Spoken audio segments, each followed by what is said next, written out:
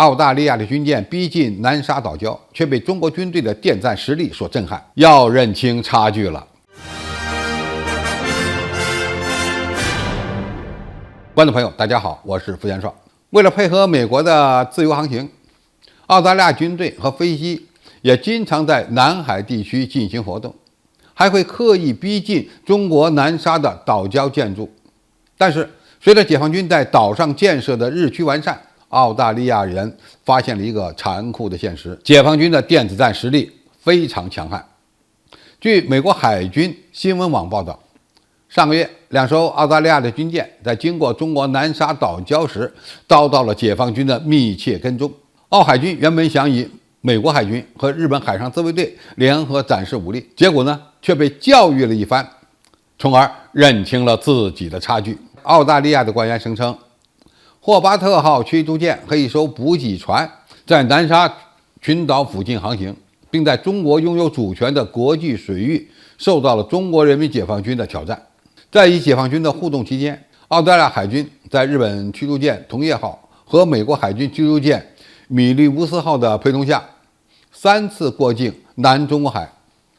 一位不愿透露姓名的澳大利亚国防人士在接受 ABC 采访时表示，中国军方密切跟踪了这些船只，并显示出其战术敏锐度和电战能力的显著增强。按照这位消息人士的话说，解放军应对澳大利亚军舰的行动、行为和方法刻板和冷漠，但澳大利亚国防部认为，与外国军队的任何互动都是以安全和专业的方式进行的。对过去1年卫星图像的分析显示，每天都有数百艘中国船只继续在南沙群岛作业，而最近的高清照片详细记录了在那里建造的其他建筑物的雷达装置、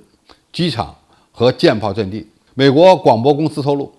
澳大利亚一艘护卫舰受到了解放军的密切跟踪，包括在穿越东海和南中国海争议地区时被一艘中国核动力潜艇跟踪。从美国人的报道中，我们可以看出什么呢？首先，中国军队已经在南海岛礁上建立起了完善的电子战设备，并且对周边的态势实施了严密的掌控。澳大利亚人能发现解放军的战术敏感度和电战能力的使用显著增加，说明双方进行了电子战领域的较量。我们常说，外国军队跑到南海来，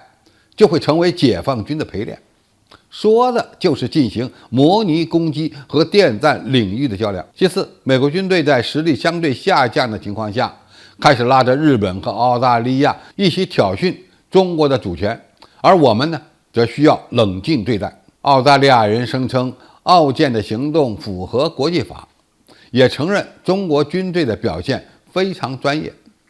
这样的互动在未来可能就是常态。最后，澳大利亚政府并不想炒作与中国的军事对抗，美海军的新闻网公开了这件事，但是澳大利亚国防部拒绝对此做出回应，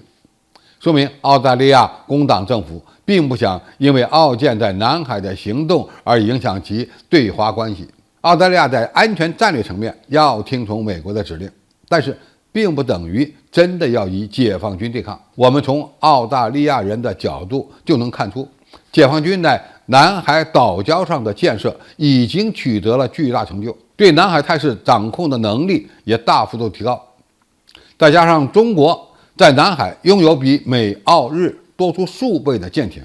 这类挑衅对解放军而言都难以构成威胁，他们反而会成为我们的陪练。在过去，有关美国军队电子战实力强横的谣言比较多，未来我们一定要有自信，因为我们真的有这样的实力。在过去，有关美国军队电战实力强横的说法比较多，